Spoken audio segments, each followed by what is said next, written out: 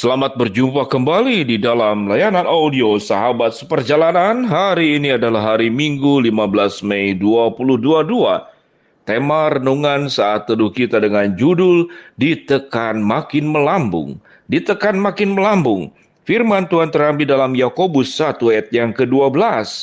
Berbahagialah orang yang bertahan dalam pencobaan, sebab apabila ia telah tahan uji, ia akan menerima mahkota kehidupan yang dijanjikan Allah kepada barang siapa yang mengasihi Dia. Mari kita berdoa. Bapa yang di dalam surga, biarlah kami boleh belajar bersyukur untuk hal yang bukan hanya untuk hal yang baik-baik saja, namun untuk hal-hal yang kami anggap tidak baik, namun sesungguhnya adalah kebaikan buat kami. Dalam nama Tuhan Yesus kami berdoa. Amin. Shalom sahabat seperjalanan yang dikasihi Tuhan. Ditekan makin melambung. Dalam doa pembukaan tadi dikatakan kita bersyukur tidak hanya untuk hal-hal yang baik-baik saja, namun juga bersyukur untuk hal yang tidak baik untuk membawa kebaikan buat kita semua. Sahabat seperjalanan, ini seakan-akan permainan kata.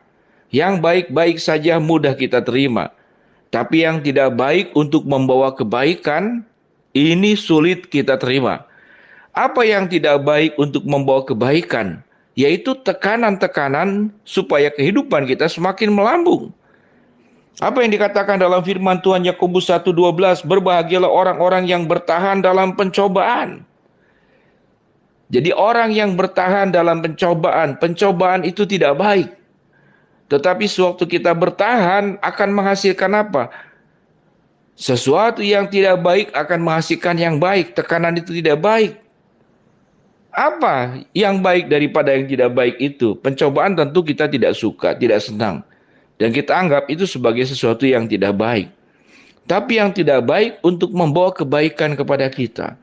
Apa yang firman Tuhan katakan? Orang yang bertahan dalam pencobaan, dia akan menjadi pribadi yang tahan uji. Yang tahan uji. Apa yang dimaksud dengan tahan uji? Terlatih. Apa yang dimaksud dengan terlatih? Terampil. Apa yang dimaksud dengan terampil? Punya kemampuan menyelesaikan sesuatu. Itu yang disebut dengan terlatih dan terampil. Dia belajar sesuatu hal, diulang-ulang, dan tatkala lulus, dia menjadi seorang yang disebut dengan expertise. Orang yang profesional, bukan amatir, yang terlatih dan terampil. Dan orang yang terlatih dan terampil, itu akan digunakan, dihargai, kemampuannya, dan akan menghasilkan sesuatu yang baik. Seorang mekanik yang terlatih dan terampil, dia akan diterima di pekerjaan, tentu di bengkel-bengkel yang punya nama. Hasilnya apa? Hasilnya akan mendapatkan upah. Orang yang terlatih dan terampil memasak, hasilnya dia akan menjadi seorang koki. Dan koki yang terkenal itu dibayar mahal luar biasa. Bahkan koki yang terkenal tidak masak, dia menjadi seorang tester, penyicip makanan, dan dibayar mahal untuk produk-produk makanan yang akan dijual, dan dia itu yang mentes dulu apakah makanan ini enak atau tidak. Itu disebut dengan terlatih dan terampil. Jadi tekanan itu membuat kita menjadi orang yang terlatih dan terampil. Dalam sebuah pendidikan, bagaimana menjadi seorang pengusaha, digambarkan bahwa ada seorang anak yang tinggal hanya melanjutkan menikmati dari orang tuanya yang kaya raya. Ada seorang anak yang orang tuanya kaya raya, sama-sama kaya raya. Dia berkata kepada orang tuanya dari semenjak kecil, "Papa, berikan kepada saya uang sekolah cukup 50%. Tentu papanya bertanya-tanya, "Hah? Kalau papanya tidak bijaksana, papa, kamu tuh menghina, apa nggak malu? Tidak apa-apa, Pak. Berikan kepada saya uang sekolah dari mulai di SMP, 50%. Dan 50% adalah saya akan cari uang. Bagaimana caranya papa tidak perlu tahu."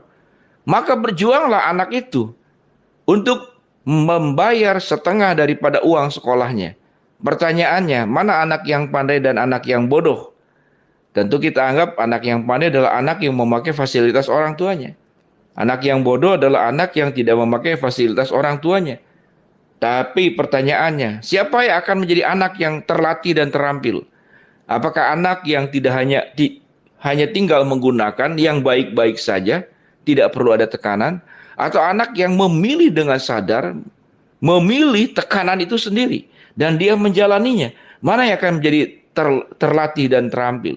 Maka anak yang memilih tekanan itu, maka semakin ditekan akan semakin melambung. Orang-orang yang hidupnya semuanya baik-baik saja, hanya memakai cara-cara yang jalan lancar saja, dan tidak melewati yang namanya ujian, tidak melewati yang namanya pencobaan, tidak melewati yang namanya tekanan, dia tidak pernah akan menjadi pribadi yang terlatih dan terampil. Dan kita, sewaktu menjadi pribadi yang terlatih dan terampil, itu adalah berkat Tuhan yang melebihi uang, yang melebihi segala sesuatu. Karena itu ada pada diri kita. Sesuatu yang terlatih dan terampil semakin dipakai, semakin terlatih dan semakin terampil. Tapi kalau harta, kemudahan semakin dipakai, semakin habis. Semakin dipakai akan semakin habis. Jadi saya pribadi mensyukuri kalau saya punya masa kecil yang dalam kekurangan. Sehingga harus berjuang sambil sekolah, sambil kerja. Mau sesuatu harus berjuang, memikirkan sendiri tanpa dukungan orang tua. Sehingga banyak hal Tuhan memberikan kepada saya, pengalaman yang menjadikan hari ini saya menjadi orang yang terlatih dan terampil. Karena tekanan itu yang akan membuat engkau semakin melambung. Semakin ditekan, semakin melambung. Bagaimana pelajaran yang kita akan ambil pada bagian ini? Yaitu kita bersyukur untuk hal yang baik, namun kita juga bersyukur untuk hal yang tidak baik, namun membawa kebaikan kepada kita. Apa yang firman Tuhan katakan? Berbahagialah orang yang bertahan dalam cobaan, sebab apabila ia sudah tahan uji, ia akan menerima mahkota kehidupan yang dijanjikan Allah kepada barang siapa yang mengasihi Dia. Jadi orang yang terlatih dan terampil dalam iman, terlatih dan terampil dalam kebenaran, terlatih dan terampil dalam mengikut Tuhan, terlatih dan terampil di dalam mendengarkan sabda Tuhan, kehendak Tuhan. Kita kemudian menjalankannya. Apa yang firman Tuhan katakan? Kita akan memperoleh mahkota kehidupan yang dijanjikan Allah kepada barang siapa yang mengasihi Dia. Biarlah sahabat seperjalanan dalam hidup kita.